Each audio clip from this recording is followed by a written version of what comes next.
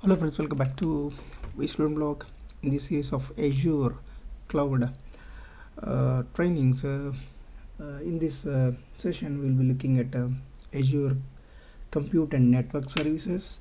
So we'll be looking at listed below, what we'll be looking at virtual machines. So what are virtual machine scale sets, virtual machine availability sets, Azure Virtual Desktop, Azure Container Instance, Azure Functions, Azure Application Hosting Options, Azure Virtual Networking, Azure Virtual Private Network, that is VPN, VPN Gateway, Azure Express Route, Azure DNS. We'll be discuss on this, and we'll come to know for what all, why we all use this one, why we all use these services. So first, talking about the virtual machines. So with Azure Virtual Machines, we can create and use VMs in the cloud. So VMs provide infrastructure as a service in the form of a virtualized server, and can be used in many ways. Just like a physical server, you can customize all the software running on your VM. VMs are an ideal choice when needed. So what control we have on a VM in Azure? So we have a total control over the operating system, the ability to run custom softwares, means we can install whatever software you want, you can install it, to use custom hosting configurations. So Azure, an Azure VM gives you the flexibility of virtualization without having to buy and maintain the physical hardware that runs the VM. However, as an infrastructure as service offering, you still need to configure, update, and maintain the software that are running on the VM. So physical server part, operating system part, everything will be taken care by the Azure, Microsoft Azure. But whatever the applications you install in the server, has you have to take care, and you have to update that whenever required. So scale VMs in Azure is, you can run a single VM for testing, developing, or minor tasks, or you can group VMs together to provide high availability, scalability, and redundancy. Azure can also manage the group of VMs for you, which features such as scale sets and availability sets. So before going to virtual machine scale sets, let me make understand about this picture which I have mentioned. So we were discussing about this in previous video. We need an Azure account. In that, we need a subscription, and in subscription we can create resource group, and in that resource group we can create a virtual network. Okay, we can create virtual network and we can create virtual network security group and VMs. So to access this server, if you are accessing it over internet, you should have a public IP. So whenever you create a virtual machine, it will be assigned a private IP as well as public IP, and you can use the public IP, and you can access it from external world, from the external like internet. Okay, so if it is a Windows box, you will be using protocol RDS. Using the RDS you will connect, and if it is something a Linux box, non-Windows box, you'll be using SSH to connect this server. So when you create a virtual machine, I'm just sharing this, so you will go to you will select a resource group, and there you will select a, if you see here, if there is no resource group, you can right away create the resource group itself. So before creating a virtual machine, if you go to home and search here for a virtual machine, you will be getting the virtual machines, and in that, if you click new, you will be getting these all options. So which region you want to build, availability sets, and which image you want to use, you want to use pod instance, we'll discuss on that, and the size all we'll discuss in upcoming videos. What size we have to select, all stuff, how much charge, everything will be discussed. So this is the first page you see when you try to create a VM. So without a resource group you cannot create a VM, so you must create a VM, and you need to select a subscription when you create a resource group and all stuff. So this is just for glance I have shared this one. So talking about the Azure regions, okay, these are the available regions. So we discussed already about region. So this is what I was like region. So you are seeing east to west. So the region which you need to select the region whenever you create a VM or resource group. So talking about the virtual machine scale sets, a virtual machine scale sets lets you create and manage a group of load balanced VMs. The number of VM instances can automatically increase or decrease in response to demand or a defined schedule. Scale sets provide the following key factors, such as easy to create and manage multiple VMs, provide a high availability and application resiliency by distributing VMs across the availability zone or fault domains, allows your application to automatically scale or resource demand changes, works at large scale. So you may have a question, why we use virtual machine scale sets. So we use scale sets like the purpose of this is to provide a redundancy and improved performance. Applications are typically distributed across multiple instances. Customers may access your application through a load balancer that distributes requests to one of the application instance. If you need to perform maintenance or any upgrade for the application instance, your customers must be distributed to another available application instance. To keep up with extra customer demand, you may need to increase the number of application instance that runs your application. So in this picture you see there is a load balancer, that is Azure load balancer, and DNS pointing to Azure load balancer. Let me explain in a better way starting from here. So this is a subscription, in that there is a resource group, and these are all the services and resources running inside that resource group. So we have two VMs, Azure with the Azure VM scale set.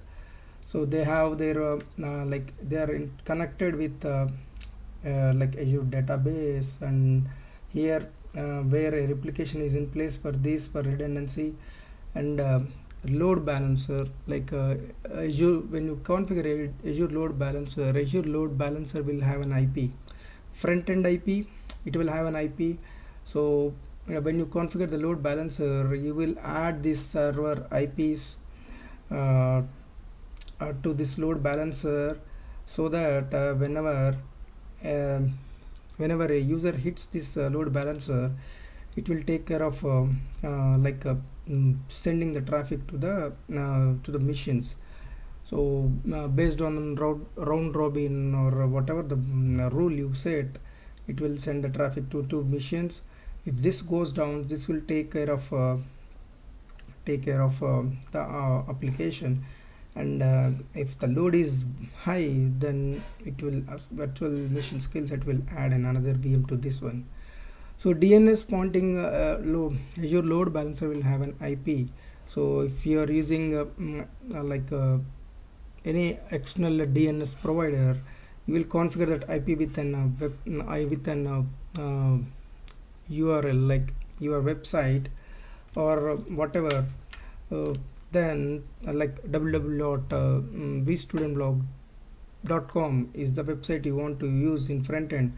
If you configure with this IP, the DNS provider, whenever it hits that website, it will route to this load balancer, and this load balancer will take care of routing the traffic to these virtual machines. So this I just shared with for your reference. So this is about virtual machine scale set, and talking about the virtual machine availability set. So virtual machine availability sets are another tool to help you build a new resilient high available environment. Availability sets are designed to ensure that VMs stagger updates and have varied power and network connectivity, preventing you from losing all your VMs with a single network or power failure.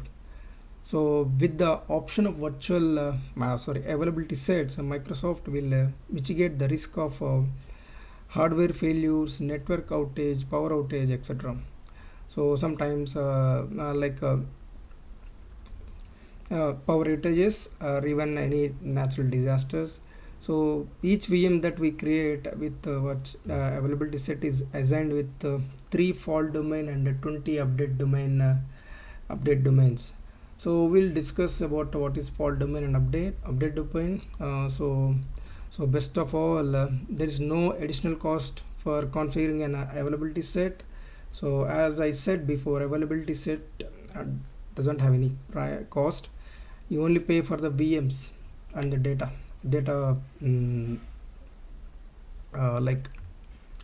VMs and data traffic. Okay, so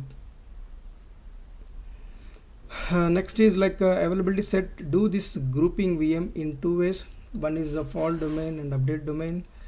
So while creating the VM, we should specify the number of fault domain and update domain it should contain. So when we create a VM, it will ask for that option. I will show you it. It is also based on region. Minimum is three fault domains and 20 is the update domain.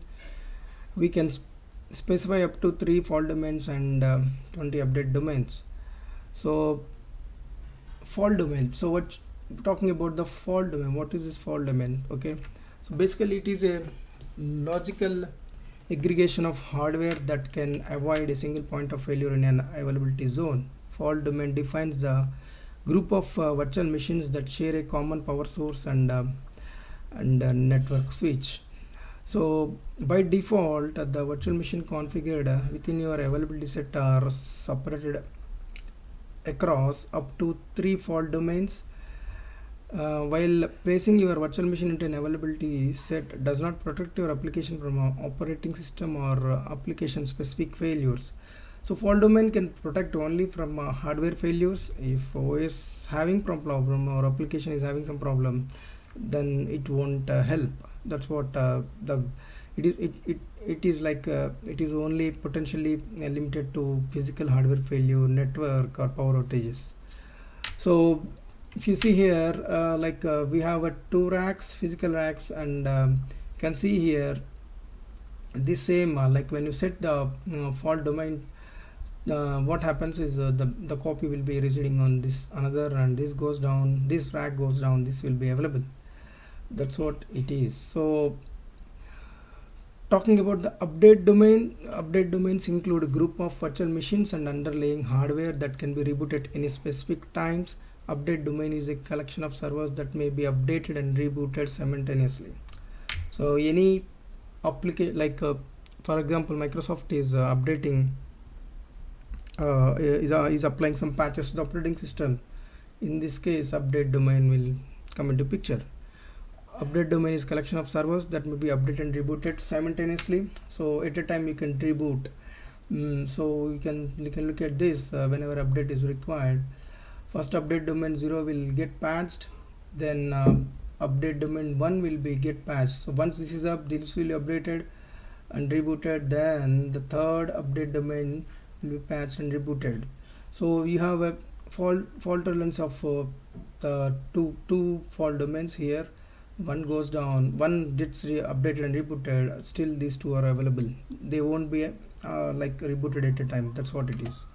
So when more than 5 virtual machines are configured within a single availability set with 5 update domains, the 6th virtual machine is placed into same update domain as the first virtual machine, the 7th in the same update domain as the second virtual machine, and so on. The order of update domains being rebooted may not proceed sequentially during planned maintenance, but only one update is rebooted at a time. A rebooted update domain is given 30 minutes to recover before maintenance is initiated on a different update domain. So until this is completely up, the second update domain won't be patched and rebooted. So next is Azure desktops. So another type of Azure virtual machine is the Azure desktop. Azure desktop is a desktop and application virtualization service that runs on cloud. It enables you to use a cloud hosted version of Windows from any location. Azure virtual desktops works across devices and operating systems, and works with applications that you can use to access remote desktops or most modern browsers. So this is just something like our VMware hypervisor, sorry, VMware Horizon, and even like Citrix Zen. So this is somewhat Azure is, this service is also like Azure virtual desktop is offering from Azure. So with Azure virtual desktops, the data and apps are separated from the local hardware. The actual desktop and apps are running in the cloud. That means the risk of confidential data being left on the personal device is reduced.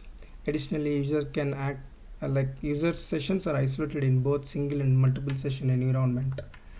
So this is the architectural diagram which like where you can see there is an VNet pairing between and there is Active Directory gateway to access, like this is where Azure Active Directory domain server and connect servers are there. So and they are connected through express route, and storage Azure files and Azure NetApp files are on storage. So this is a architectural diagram. So if you are implementing an virtual desktop environment, like you can get this architectural diagram from Azure website. There is tons of documentation for this one. So next comes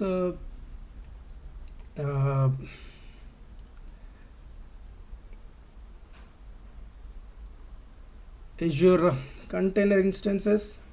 So containers or virtualization environment, this is somewhat next level of virtual machines, much like running multiple virtual machines on single physical host. You can run multiple containers on a single physical or virtual machine. So the containers, if you are already aware of Docker, Kubernetes, then you will understand about the containers pretty easily, and you are already aware of what is containers.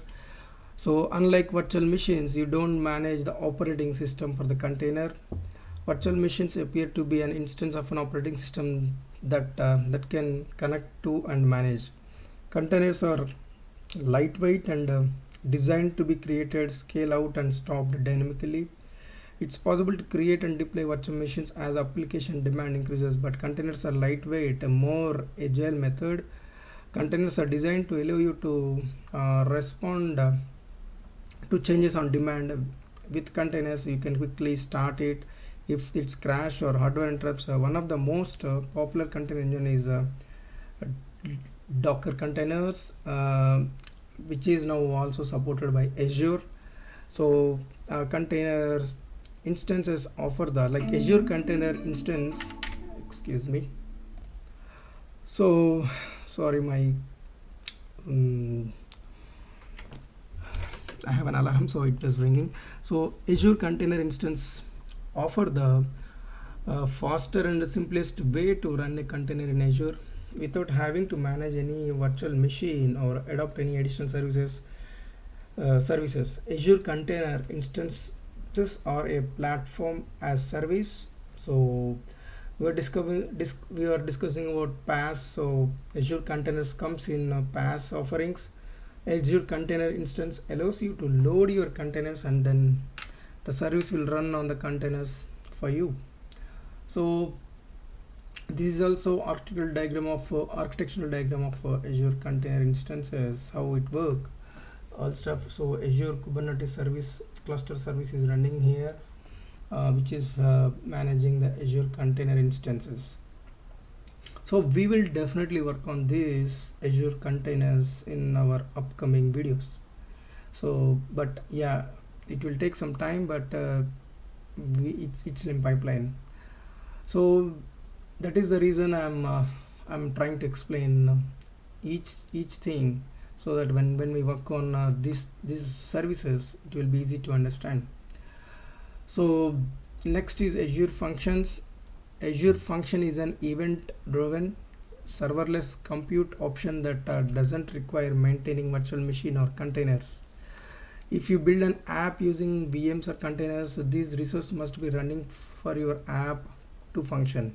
With Azure Function, an event wakes the function, elevating the need to keep resources provided when there are no events.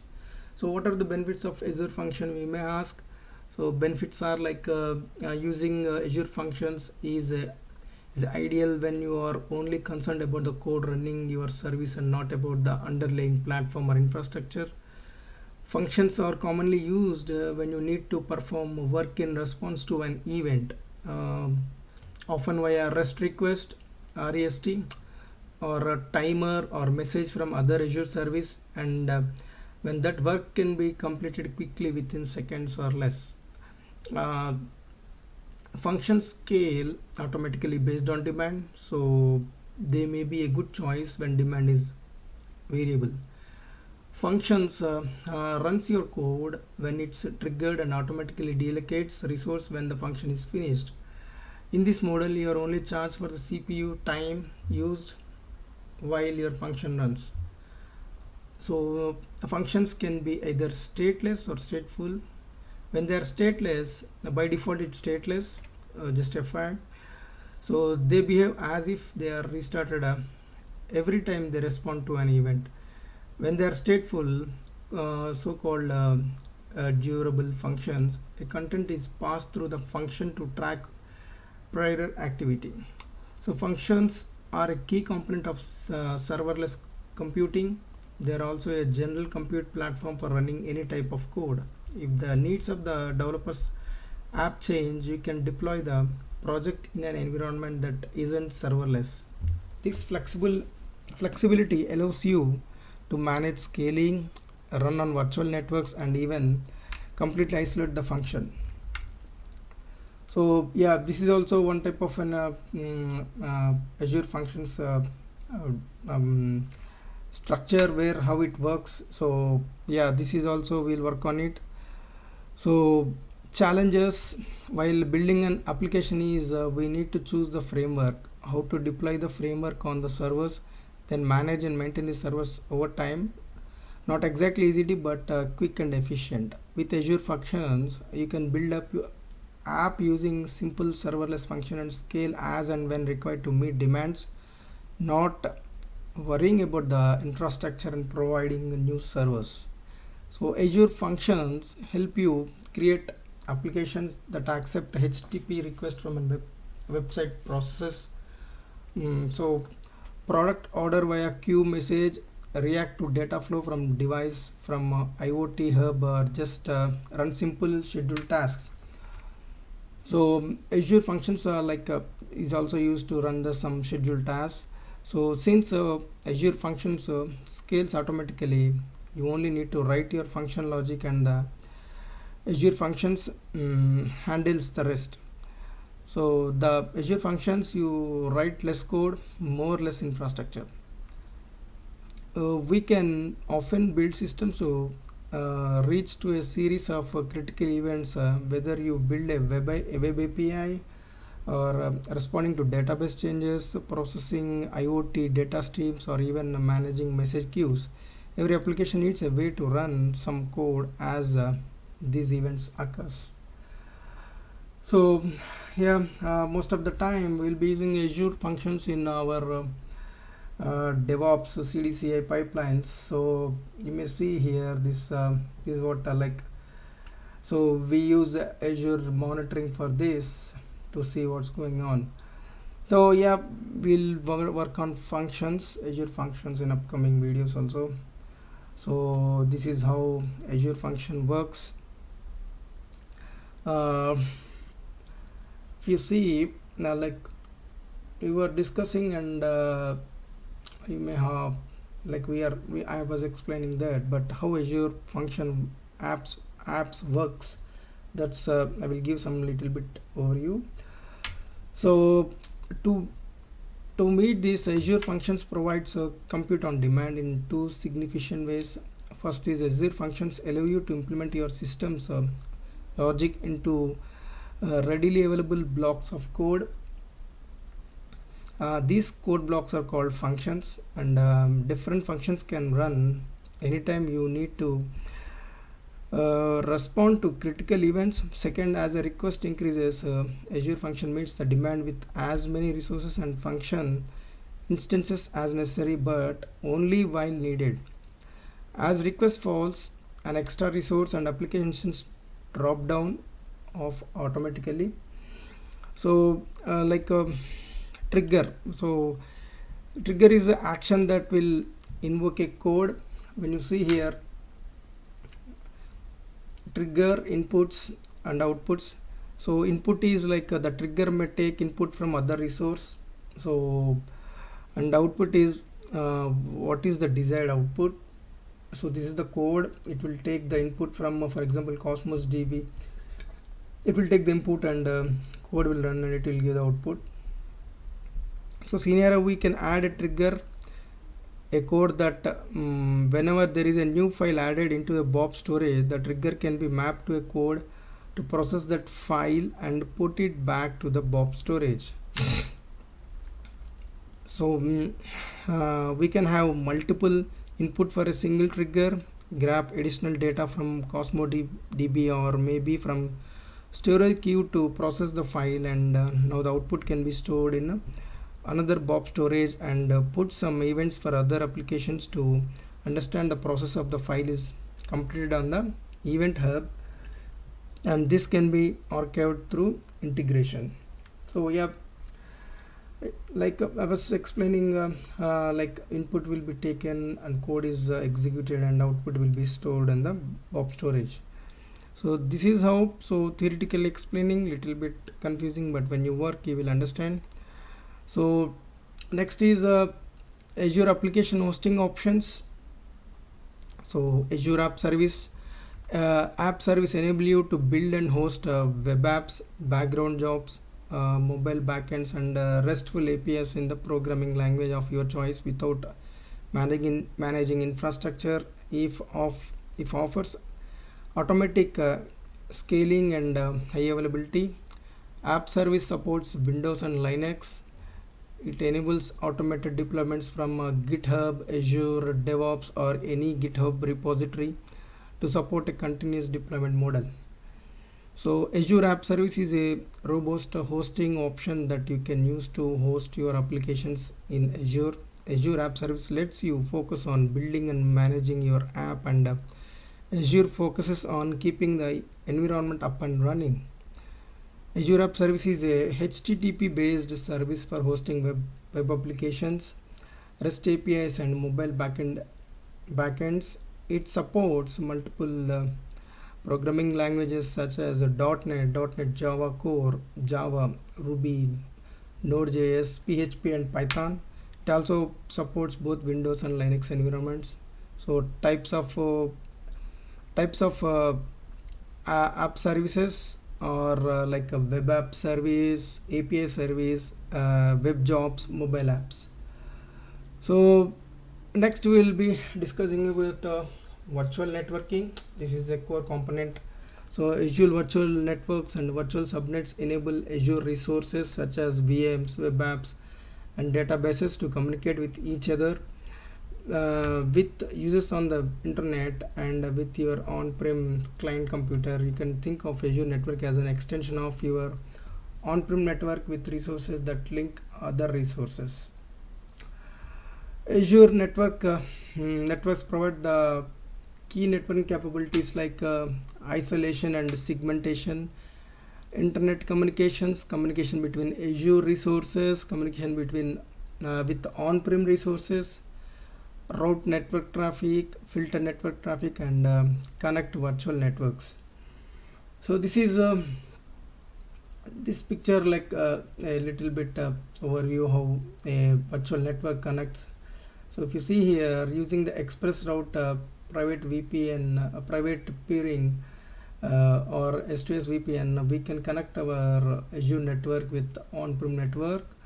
So using this, you can see here, we have created a virtual network here. Using a gateway, you'll be connecting this environment with this environment. So Azure, like if you see here, we have a couple of Azure network components, like Azure network, virtual network, communication with the internet, communication with the Azure resource, filter network traffic. We'll discuss one by one. I will try to explain them. So Azure virtual network, so-called VNet, is the fundamental building block for your private network in Azure. VNet enables many type of Azure resources such as virtual machines to secure communication between each other, and to connect the on-prem networks, filtering network traffic, routing network traffic, and integrate with Azure services. So VNet is similar to a traditional network that we do operate in our own data center, but brings with additional benefits of Azure infrastructure as a scale, availability, and isolation. Next is communication with the internet. All resources in VNet, that is virtual network, can communicate outbound to the internet by default. You can communicate inbound to a resource by assigning a public IP or a public load balancer. You can also use public IP or public load balancer to manage your outbound connections using some protocols. You need to enable some protocols, then only we can communicate with the external environment. So communicating between next is communicate between Azure resources. Through a virtual network, you can deploy VMs and several other types of Azure resources to a virtual network, such as Azure App Service Environments, AKS, that is Kubernetes services, and Azure Virtual Skill Sets. Through a network service endpoint, extend your virtual network private address space and the identity of your virtual network to Azure service resources such as Azure storage account and SQL database, Azure SQL database over a direct connection. Through VNet peering, we can connect virtual networks to each other, enabling resource in another virtual network to communicate with each other. Using virtual network peering, the virtual networks can connect to be in the same or different regions. So yeah, next is filter network traffic. You can filter network traffic between subnets using either or both of the options, like network security groups or network virtual appliance. So NSG, it's called network security groups. So we will see when we work on it. Network security groups and application security groups can contain multiple inbound and outbound security rules that enable us to filter traffic to and from resources by source and destination IPs, port numbers, and protocols. So if you want to connect to web, you have to enable port 8080. So when you configure NSG, we need to enable the ports and protocols, then only that particular application or website is accessible from outside. So network virtual appliances. A virtual appliances is a virtual machine, just like OVF in our VMware, that performs a network function such as firewall, and it also optimizes WAN or and even other network functions.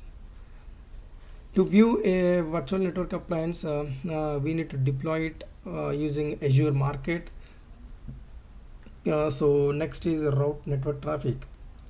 So route tables, you can create custom route tables with routes that control where traffic is routed to each subnet. So BGC routes are border gateway protocols. If you connect your virtual network to your on-premises network using an Azure VPN gateway or express route connection, you can propagate your on-prem BGP routes to your virtual networks. So a virtual private network, that is VPN, uses an encrypted tunnel within another network. VPNs are typically deployed to connect two or more trusted private networks to one another over an untrusted network. Like our public internet, traffic is encrypted while traveling over the untrusted network to prevent hackers. VPNs can enable networks to safe and secure share sensitive information.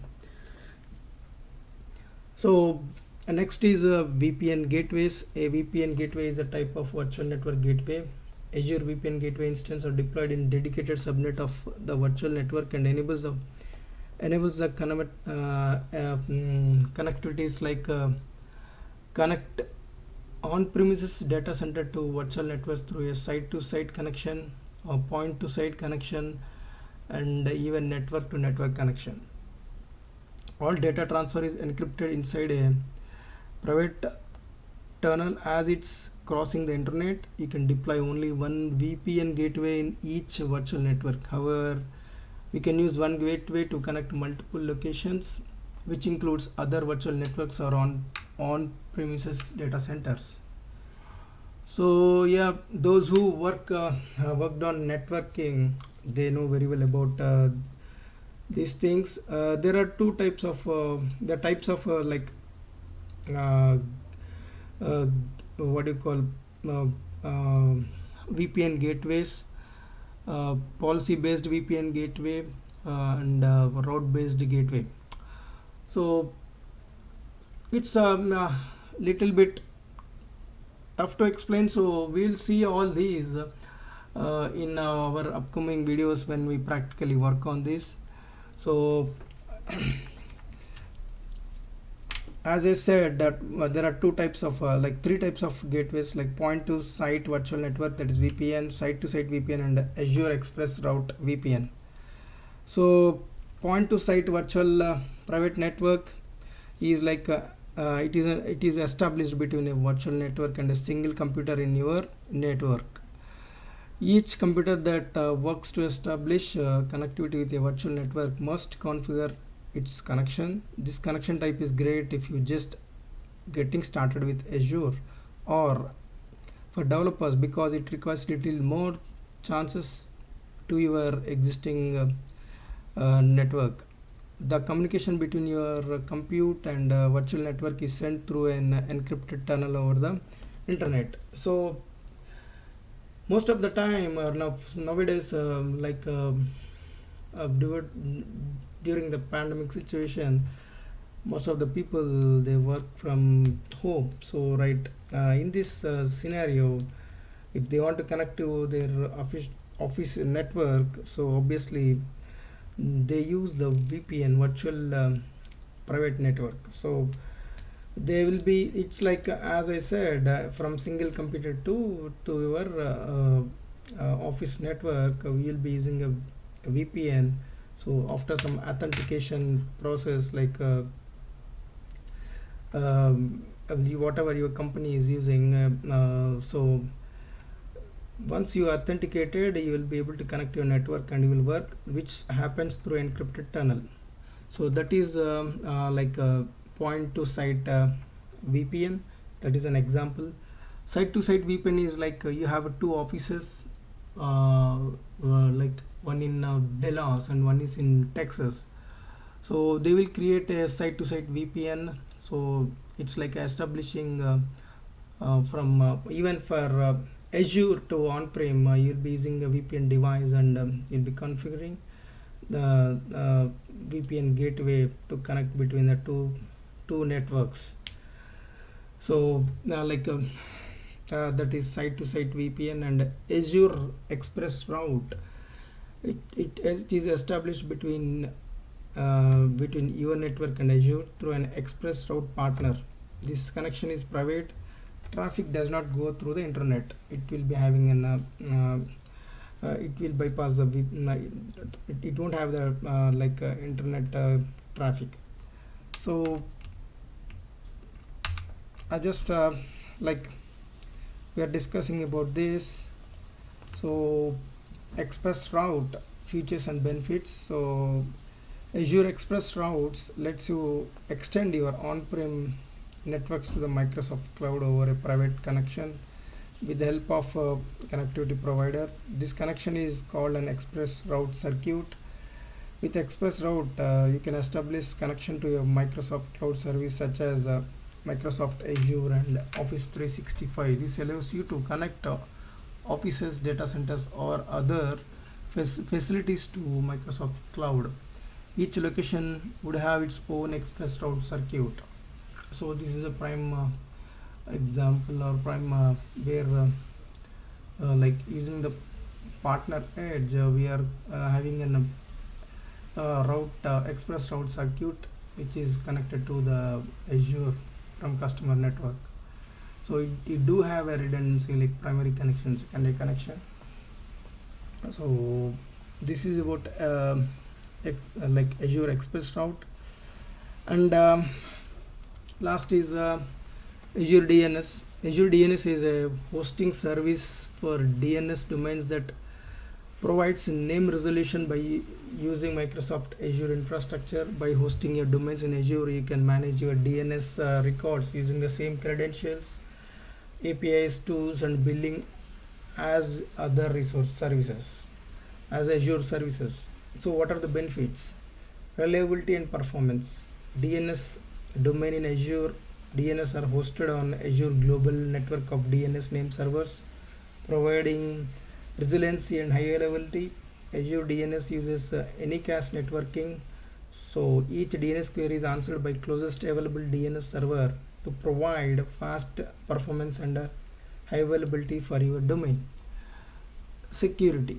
So security is a main concern. Azure DNS is based on Azure's resource manager, which provides features such as Azure role-based access control, that is Azure RBAC, Azure activity logs, and resource locking. So this is about Azure DNS, and yeah, it's painful to listen the theory, but we don't have option. We have to learn to work in a better way. You should know the basics and components, about the components. So that's all for this video. Thanks for watching, and please do subscribe and like my videos as always. So you can always reach out to me on my mail ID bstudentblogs@gmail.com. So that's all for this video. Thank you. Bye bye.